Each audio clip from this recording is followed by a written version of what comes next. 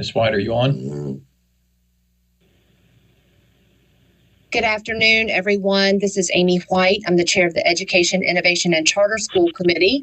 Ms. Jill Kamnitz and I share the responsibility of leading this committee, and we have two items for action today. The first is the final decision for Wayne STEM Charter School in Wayne County. Colleagues, as you'll remember, we've had two different opportunities to discuss this application with several concerns about contract clauses involving the relationship between Wayne STEM Academy and Legacy Impact Capital. We have in previous months sent the charter school application back to Charter School Advisory Board for review. In fact, the Charter School Advisory Board had a meeting on June the 16th and reviewed a newly submitted revised agreement for the development of the charter school project between Legacy Impact Capital and Wayne STEM Academy. Board members, we've had a chance to discuss that information today, and upon our review, I am going to recommend out of committee that we do approve the Wayne STEM charter application with the provision that Wayne STEM charter not enter into business with any entity that is not authorized to do business in the state of North Carolina, specifically Legacy Funding Services, LLC, Educational Development Services, and Education Impact Services for any of the delivery of services for Wayne STEM Charter Academy. Are there any questions about this particular item and specifically the motion?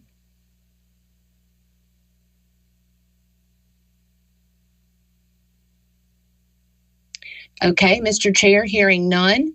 The next item on our agenda is EICS 2.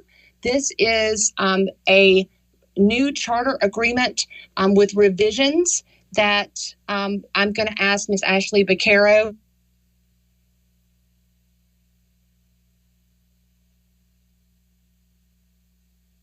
Ms. White, are you ready for me?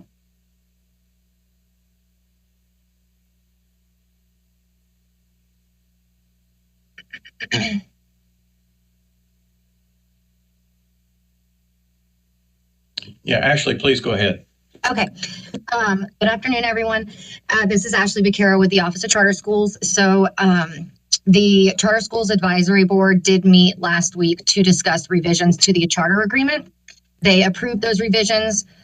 There were revisions related to clarifying existing law, to updating legal citations, and updating the appeal process for a charter school whose charter has been revoked or non-renewed, so that process aligns with current law and due process standards. I don't know if Ms. Schaefer has anything else to add, but that was unanimously approved, or excuse me, it was approved with one opposition from the Charter Schools Advisory Board. I have nothing to add unless Mr. Falenka does. It's basically these were changes that were to make to either add clarity in existing law or to bring the appeals process into compliance with due process, as you said.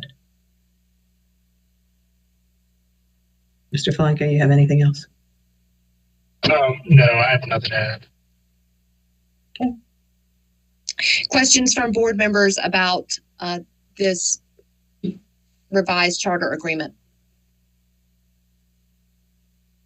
Thank you so much to the team that did good work in getting this ready for us for this charter application cycle. I will mention that the Charter School Advisory Board and the EICS committee will be looking at the entire charter school application process and may come back to you within the next year with further revisions.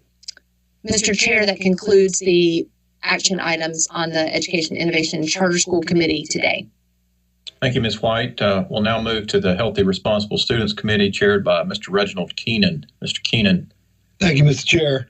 I'm Reginald Keenan along with Alan Duncan. Today, Mr. Chair, we have two actions from first reading.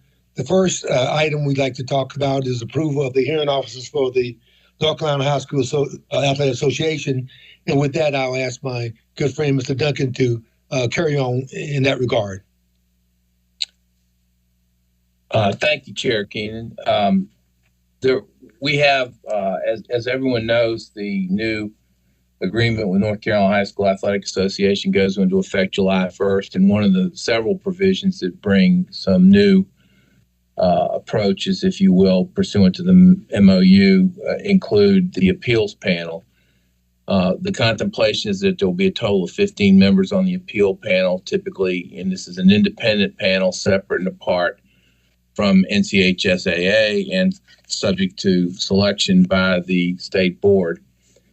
Because our first meeting's not till July 7th, we thought it would be important to at least have 3 panelists appointed by the state board by July 1 in the event of any appeals that arise very quickly after the start of the new fiscal year and the start of the new contract.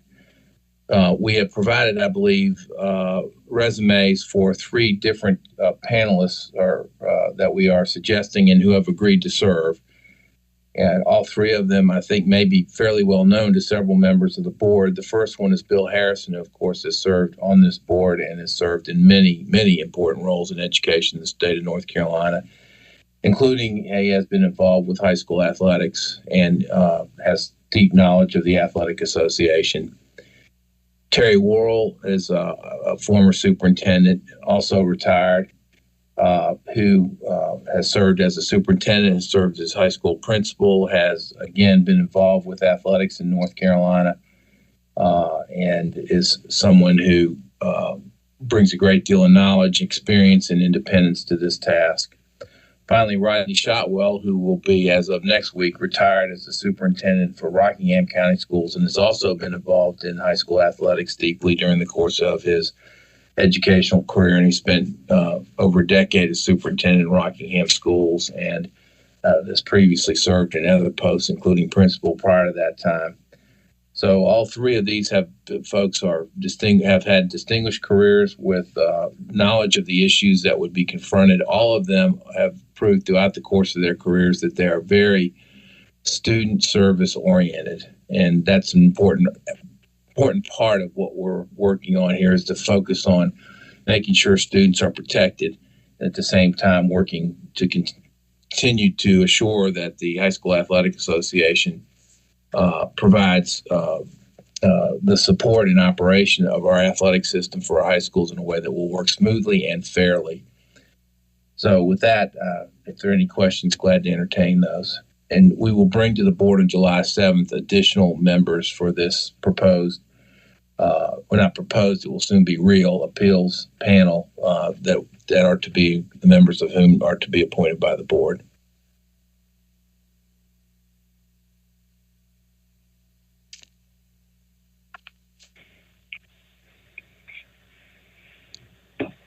If there are no questions or comments, I'll move on to our section. Treasurer Falwell, just a quick question about compensation for this board. There is no plan in place for compensation. These are independent volunteers. Okay. Well, I just have to always know that when we have people who are retirees, because we have return to work types of things we have to jump through. Thank you for answering the question. Thank you for asking. And it is important that we take into account and laud these people for giving up their time in this way with the level of experience and expertise that they bring to it. So thank you for highlighting that. Any more comments on that item? I do. Chair Keenan, this is Olivia. I do have a quick question. Okay, go ahead, please. Yes, thank you so much. This is an important item. My question, and I might know this if I do, I've just forgotten it. Could you talk about the degree of diversity on this board? And I'm particularly interested in, well, all categories, but a female, color, so on and so forth, male, female, so on. Well, thank you, Dr. Oxendine. That is a real focus, and Allison Schaefer has been helping us in terms of leading the effort with identifying potential participants. There's very much focus on geographic diversity, gender diversity, racial diversity. Our intent is to have a panel that covers the state and resembles the students and the constituents that we deal with in terms of the higher school athletics. And so, again, this will be a 15-member board. At this point, we only have 3 of the members. The idea is to get at least 3 members in place so we can put together a panel if there's an immediate need. But what the intention is that you will see a panel of very diverse members of the panel as we seek to fill it out to the full membership of 15. That sounds really good. I heard you say that additional members would be coming to the board for approval. So we do have ample opportunity with the unfilled seats to address diversity. I think that's going to be certainly part of our mission and some of our recent resolutions. We agree. Thank you. Anyone else on item 1? If not, Mr. Chair, I'd like to move to item 2. That's the MOU addendum. And basically what that does is to clarify the dates, beginning date and ending date for the agreement of 4 years, the MOU agreement, and the beginning date will be July 1st, 2022, and expires on June the 30th, 2026. And with that, any questions or comments? If not, Mr. Chair, that concludes my presentation. Thank you, Mr. Keenan. Just the MOU that's before us today is with the North Carolina High School Athletic Association. We anticipate bringing the Carolina Athletic Association MOU addendum in our July meeting. Thank you. That brings us to our final committee of the day, Educator Standards and Practice Committee, chaired by Dr. Olivia Oxendine. Dr. Oxendine. Thank you, Chair Davis. I am Olivia Oxendine. I chair this committee. Along with me in that leadership role is Miss Amy White. Just to note that we have the Committee on Extenuating Circumstances, a committee of 4 individuals, and Mr. Wendell Hall serves as the vice chair of that committee. We have no request from educators to bring to the board this month or for this meeting. Thank you, Dr. Oxendine. And I believe a request that we discussed in closed session for ILTs and IPLs will be before us. Yes, well, this is pursuant to GS 115C-270.20, and this is the body of law that lays out our 5 categories of licensing to educators in North Carolina. So we will be voting on several requests for the IPL, the initial professional license, as well as we have some coming that we will be voting on in the area of the limited license. So that concludes my report. Thank you. Any questions on the S&P 1, my colleagues? Great. Hearing none, thank you, Dr. Oxendine. Thank you.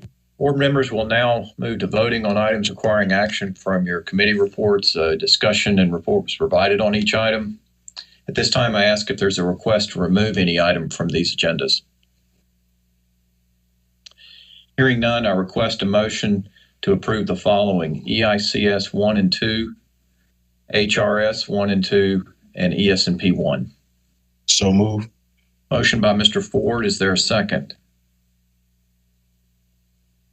Second, John Beckman. Second by Mr. Keenan. Is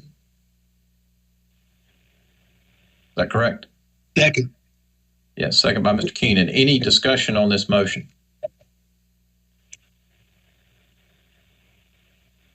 Hearing none, Dr. Petrie Martin, we call the roll to capture the vote.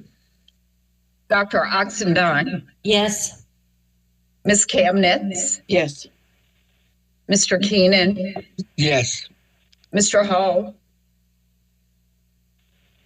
Dr. Tipton Rogers. Yes. Ms. White. Yes. Mr. Blackburn. Yes. Mr. Ford. Yes. Treasurer Falwell. Yes. Lieutenant Governor Robinson. Yes. Vice Chair Duncan, Yes. and Chair Davis. Motion carried. Colleagues, that concludes our work for today. I now ask for a motion to adjourn this June 22nd, 2022 called meeting. Mr. Chair, Yes, Treasurer. just quickly, because I know this goes on in other boards across North Carolina, do we ever have a part of our agenda for meeting open to the public for public comment? No, that's not our practice, and I'm glad to discuss that with you in detail, but that's not been our practice. Thank you. Bet. Motion to adjourn. Motion by the Treasurer. Is there a second? Second. Second by Mr. Blackburn. Dr. Tipton Rogers. Excuse me, Dr. Petrie Martin. Dr. Oxendine, Yes. Ms. Kamnitz, Yes. Mr. Keenan, Yes. Mr. Hall, Dr. Tipton Rogers, Yes. Ms. White, Yes. Mr. Blackburn, Yes. Mr. Ford, Yes. State Treasurer Falwell, Yes. Lieutenant Governor Robinson, Yes. Vice Chair Duncan, Yes. and Chair Davis. Yes. Motion carries. Thank you all for a successful meeting. We stand adjourned. Have a good day.